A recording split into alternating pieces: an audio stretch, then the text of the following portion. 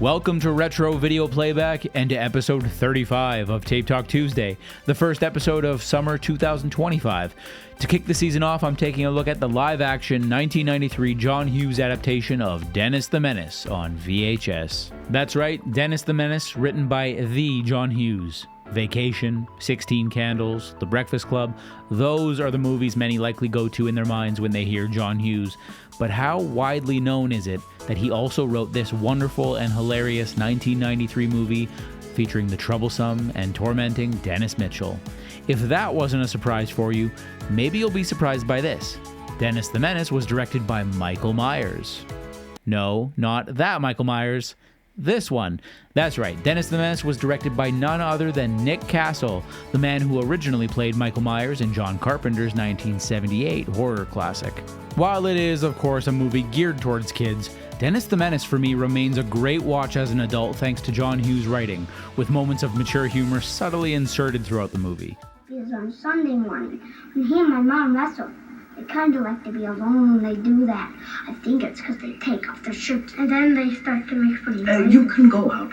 And for me, there's no better time to watch it than in the summer, and just a day before the movie celebrates its 32nd anniversary on June 25th.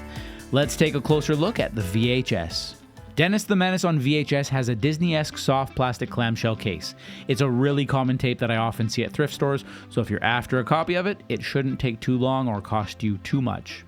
The cover image, the backdrop setting a suburban home, features the infamously grumpy Mr. Wilson, played by Walter Matthau, and of course, the movie's namesake, Dennis, played by Mason Gamble. It's really a shame that Mason Gamble didn't do any more acting than he did. For one, he's incredibly funny in this movie, but also, take a few minutes to watch his audition for this movie. You'll thank me later.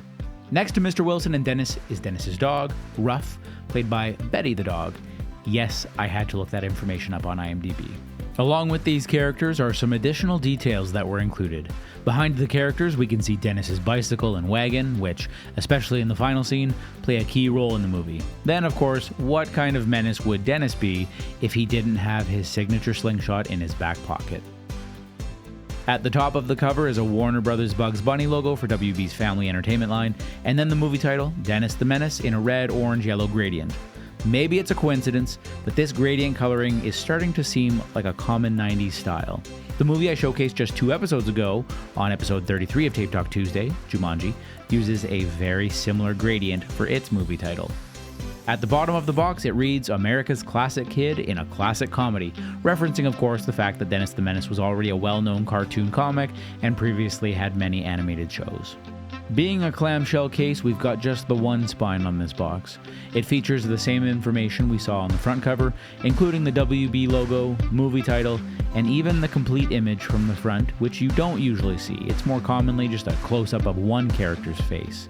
The back of the box, other than the barcode, starts out with Dennis's signature catchphrase. I think we can call it that. Hey, Mr.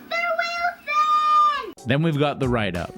Hank Ketchum's popular comic strip kid comes to the big screen in Dennis the Menace, a delightful family comedy from writer-producer John Hughes, the creative force behind several of the most popular movies ever, including Home Alone and Uncle Buck. Young Mason Gamble, who won the title role over 20,000 hopefuls, is all boy, all menace, all Dennis, right down to his slingshot and dog Ruff. As Dennis's long-suffering neighbor, George Wilson, screen veteran Walter Matthau is a marvel of lovable grumpiness. And Christopher Lloyd, Back to the Future, adds a new wrinkle to Dennis's neighborhood as a villain who learns he can't match wits with a certain 5-year-old dynamo. He may be a minor, but he's a major delight. In fact, Dennis the Menace is an irresistible treat. The images featured on the backside of Dennis the Menace on VHS are a mix of stills from the movie and posed shots. The largest is a promotional or a posed shot of Dennis with his slingshot just above a still from the movie of Dennis again with his slingshot, winding it up to fire a mint into Mr. Wilson's mouth. To the left are 2 images, a movie still of Mr. and Mrs. Wilson, and then a posed shot of Dennis with 2 other kids we see mainly near the start of the movie, Margaret and Joey. Next is a quote. It captures the Home Alone magic. As briefly noted in the write-up, this references the 1990 movie Home Alone.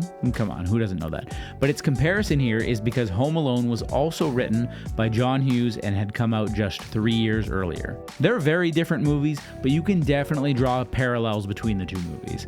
I even noticed similarities in the musical scores despite the fact that the two scores were done by two different people. Opening the clamshell case and revealing the tape, we can see, other than a message from some grandparents to the original owner of this tape that's been covered up in a Sharpie, an inked-on label on the tape with a mini version of the title that's found on the front cover, along with a ton of the miscellaneous information. The tape starts out with an ad for Crush, and then it makes its way into the movie. So as a tie-in, the Dennis the Menace VHS originally came with inserts for Crush and Nintendo. Plenty of people, I'm sure, threw those inserts away right away, but I really enjoy finding a movie or even a video game and finding old inserts, especially when they're still in mint condition and seem to indicate that the movie may never have even been watched. Supposedly, there were re-releases of Dennis the Menace on VHS, but it does appear that the design was identical as this original release, so I assume that the only indicator would maybe be an updated copyright year on the back of the box, but it might not even have that. This doesn't happen with a lot of movies that I'm into, but Dennis the Menace has yet to receive a Blu-ray release in North America. It's of course available on VHS as we've seen, and I've got it here on DVD, but it has never made its way to Blu-ray other than in Spain, of all places. I'm assuming that despite the big names tied to the movie, from production to cast, there just isn't a demand for a Dennis the Menace Blu-ray. So if you're looking to watch this movie, unless you have one of the sort of less popular streaming services like Starz or Crave, which is a Canadian streaming service, you'll want to pick this up on DVD or maybe even more commonly, VHS. But being a nostalgic 90s movie on VHS is just fine by me. With that, we find ourselves at the end of our discussion of Dennis the Menace on VHS and the end of episode 35 of Tape Talk Tuesday. Thanks for watching Retro Video Playback.